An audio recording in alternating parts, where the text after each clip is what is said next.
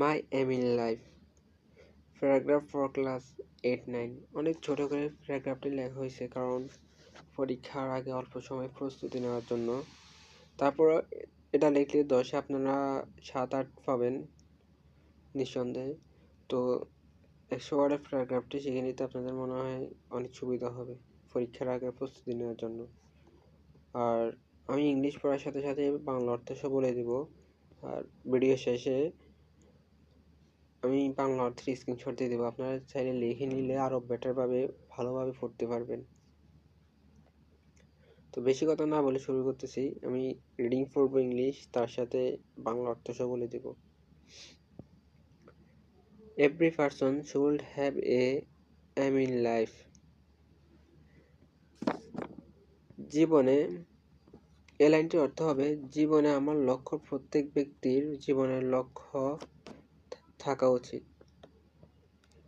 It helps a man to be successful in life. এটি একটি পুরুষকে জীবনে সফল হতে সহায়তা করে। Different people have different aims.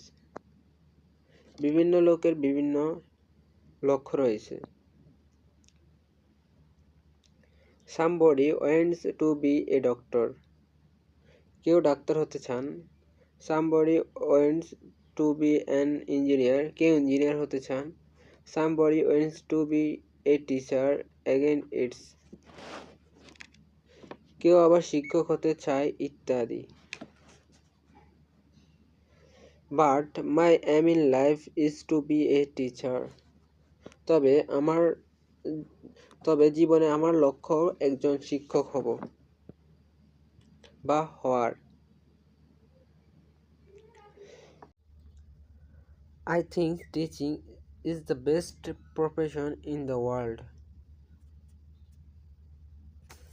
আমি মনে করি শিক্ষকতা বিশ্বের সেরা পেশা। A good teacher can change the society. একজন ভালো শিক্ষক সমাজ পরিবর্তন করতে পারেন। Leaders, lawyers, engineers and doctors are created in his hand. আইনজীবী, পেশাজীবী এবং ডাক্তার তার হাতে তৈরি করা হয়েছে। It is a great honor to a teacher. এটি একজন শিক্ষকের জন্য একটি বড় সম্মান। So I want to be a teacher. তাই আমি একজন শিক্ষক হতে চাই।